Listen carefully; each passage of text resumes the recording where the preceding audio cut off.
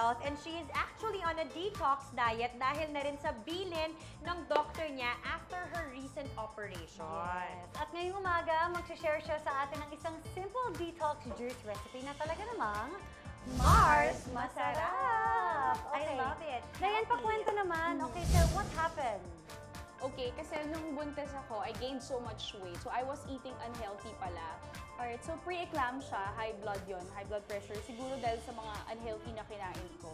So, after giving birth, I was eating pa rin so much. Kasi nga, nung time na yon, parang ang notion ko, pag marami akong kinain, mas nadami yung breast milk ko. Kasi nga, I have to keep up dun sa demands ni Baby Joaquin. So, yun pala yung isang mali ko na sobrang unhealthy din yung mga kinain ko. So, because of that, I had fatty liver, I had acute pancreatitis. So, parang ang dami talagang sakit na lumabas. Okay, na-curious ako, ano ba yung mga kinakain mo? Kasi baka mamaya, yung mga kinakain ni Dayan, akala ko healthy, pero hindi pala. So, what were you eating? High in fat, I was eating so much rice. Pinirito, fried chicken, everything. Lahat na may refined sugar, kakainin ko yan. Yung those unhealthy na mga Sarap. pagkain. Sarap talaga. Sarap talaga. Sweets. So, mali pala yun. So, yun nga, I had fatty liver, I had acute pancreatitis. So, ang daming sakit na lumabas. And even yung blood pressure ko, talagang meron din akong cardiologist na nakatutok sa akin. So, chine-check nila. So, nag-pescatarian ako for 3 months kasi nga because of the fatty liver, para at least wala akong high in fat na kinakain. No fried food for me. Talagang fish lang. Wala akong pork, wala akong beef. So, I've come across yung detox cleansing, yung juicing. So, maganda pala siya. Kasi today, I'm going to make a red beet detox juice. So, this is super healthy because itong juicing na to, meron siya mga fruits and vegetables na kailangan natin for vitamins and minerals. So, today, eto na, we're gonna do a red beet detox juice. So, our ingredients are very simple. Makikita nyo to sa mga kitchen nyo. We have here carrots. Meron tayong red beet. We also have green apples, lemon, water, and ginger. So, all you have to do is to mix everything sa blender. Ganun lang siya kadali.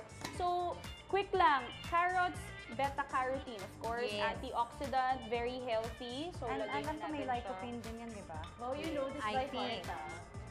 So, this one is red beet. So, again, powerful antioxidant. Tsaka hindi nakakatuwa, Mars, kasi ang beets, madali nyo na rin siyang mabibili sa grocery. Dati kasi, Mars, it's so hard to find it. But now, you can easily get. Buy it, So, ito naman, green apples. Ang green apples, this one is also very healthy kasi ang green apples has pectin.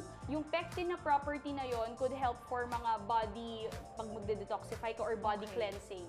So, perfect ang green apples. So, green, not red. Yes. Noted, Mars. Okay. So, we also have here the ginger for anti-inflammatory. Yes. So, kung turmeric ba, mas bongga, pero okay na rin yung okay na rin ang ginger. Madaming ginger yan, ha? Siyempre, ang lemon. Kasi ang powerful na lasa niya, no?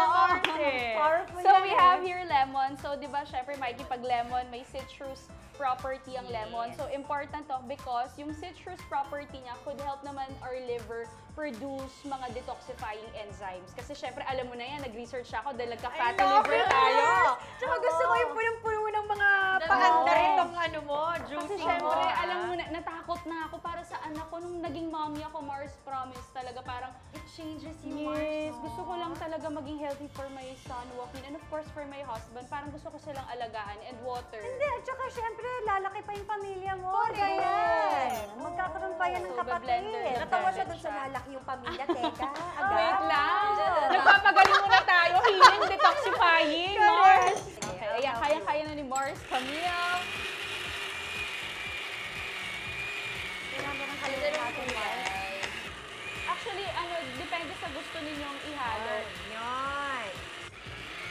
I think this is good, Mars.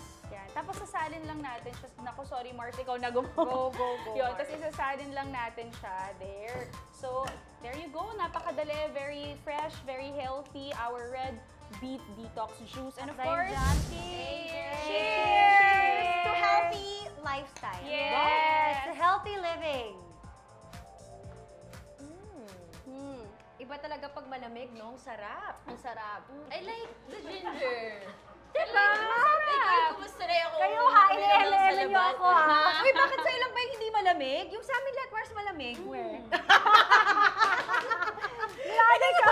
Sobrang sarap! Diba? Pero yun healthy. You lang have to love the taste. Thanks, Mars Day!